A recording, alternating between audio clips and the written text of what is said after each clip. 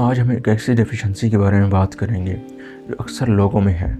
वो क्या है? विटामिन डी की डेफिशिएंसी। अक्सर लोग इसे इग्नोर कर देती। इसकी काफ़ी अलामात हैं। इसकी अलामात देखते हुए बताया जा सकता है कि इस बंदे को विटामिन डी की डेफिशिएंसी है। इसमें देखते हैं कि आपको अगर हड्डियों में और जोड़ों में काफ़ी ज़्यादा दर्द हो रहा है। इसमें देखा जाता है सबसे अहम निशानी यह है कि हड्डियों में, जोड़ों में दर्द, खास तौर पे आपकी कमर में, आपके घुटने में, आपके शोल्डर में दर्द हो रहा है। इसलिए होता है कि विटामिन डी कैल्शियम को ऑब्जॉर्ब, जब विटामिन डी जिसम में कम हो जाता है तो कैल्शियम ऑब्जॉर्ब नहीं हो पाते।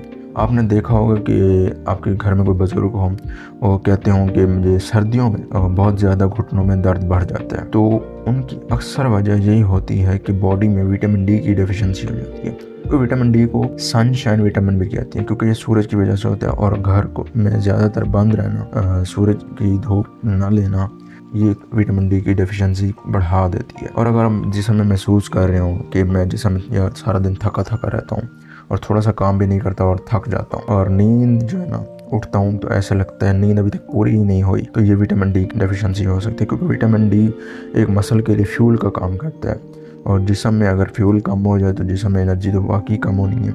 और ये विटामिन डी क्या करते हैं, आपके इम्यून सिस्टम का एक सोल्जर है, आपके इम्यून सिस्टम की प्रोटेक्शन करता है। इम्यून सिस्टम को बचाता है और ये इम्यून सिस्टम को बचाता है। ठीक हो गया।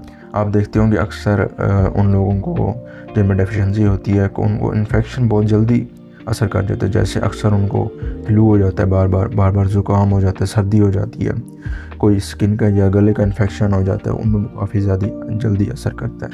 आपने अक्सर ये भी महसूस किया होगा कि विटामिन डी की डेफिशिएंसी की वजह से रात को सोए हुए टांगों में क्रैम्प्स पड़ती हैं, मतलब टांगों में अकड़ आ जाती है, अकड़ पड़ जाती है, कुड़ल जिसे बोलती हैं पंजाबी में, कुड़ल पड़ जाता है। तो ये अक्सर उन लोगों में होता है जिनमें विटामिन डी की डेफिशिएंसी होती है। और ये आपको ये एक बात बताता चलूँ, विटामिन डी की डेफिशिएंसी की वजह से आपके मूड पे भी असर पड़ता है, क्योंकि ये विटामिन डी डायरेक्ट आपके ब्रेन सेंटर के ऊपर असर करता है। ठीक हो गया।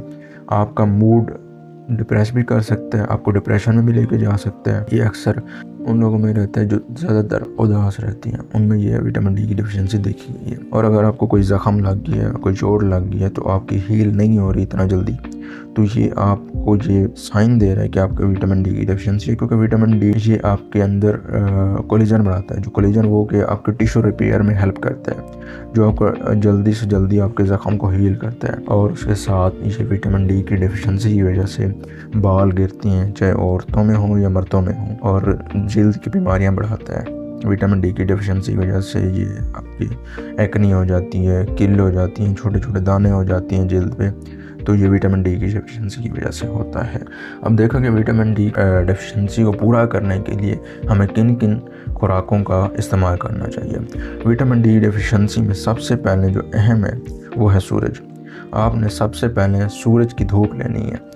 सूरज की धूप 10 से 15 मिनट आपने सूरज की धूप लेनी है। इससे आपका क्या होगा कि आपके अंदर विटामिन डी की डेफिशिएंसी एक तो कम होगी। दूसरा आपने ये करना है कि आपने सुबह 10 बजे से पहले और शाम 4 बजे के बाद की धूप, ये सबसे बेनिफिशियल धूप है। इसके साथ आपने जो खाना इस्तेमाल करना है, खाने में दूध हो गया, दही हो गया, डेयरी प्रोडक्ट्स हो गए, अंडा हो गया, अंडे के साथ अंडे की जर्दी भी हो गई, क्योंकि अक्सर लोग जर्दी छोड़ देते हैं, ऐसे अंडे की सफ़ेदी खाती हैं। मछली हो गई, मछली के साथ मशरूम्स हो गए, मशरूम के साथ आपने ड्राई फ्रूट में काफ़ी ज़्यादा वैरायटी हो सकती है जो आपको एनर्जी देगी, विटामिन डी को भी बढ़ाएगी। बादाम, अखरोट, ये सबसे बेनिफिशियल है विटामिन डी को बढ़ाने के लिए। और आपने अगर आपको सप्लीमेंट लेने हैं विटामिन डी के, आप डॉक्टर से मशवरा करके वो सप्लीमेंट ले सकते हैं। क्योंकि विटामिन डी देखा जाता है कुछ लोग ले लेते हैं और बहुत ज़्यादा इस्तेमाल करना पड़ेगा, क्योंकि विटामिन डी बहुत ज़्यादा भी जिस्म में हो जाए ना, वो भी नुकसान है। ठीक हो गया। आपने किन किन चीज़ों को छोड़ना है जिसकी वजह से आपको विटामिन की डेफिशिएंसी ना हो। उसमें आगे जंक फूड आ गया, आपके ये कोलाज आ गया। आजकल बहुत ज़्यादा ट्रेंड चला हुआ है कि लोग स्ट्रिंग वगैरह ज़्यादा पी रहे हैं, लाल बोतल ज़्यादा पी रही हैं, मतलब कि उनसे आपकी कैल्शियम एब्जॉर्ब हो जाएगी जिस्म में। लेकिन आपके साथ विटामिन डी की डेफिशिएंसी की वजह से आपको काफ़ी ज़्यादा बोन्स के, मसल्स के मसाइल हो सकते हैं।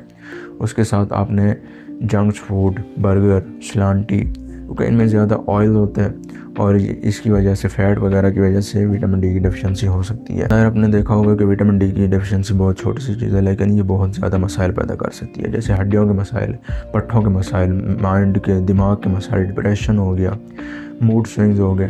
ये काफ़ी ज़्यादा आपके मसाइल बढ़ा सकते हैं। तो मैं हूँ अली मुस्लिम और आप देख रहे हैं फिजियो इंटेलेक्ट। इंशाल्लाह मिलते हैं अपनी अगली वीडियो में, तब तक के लिए अल्लाह हाफिज़, अल्लाह निगहबान।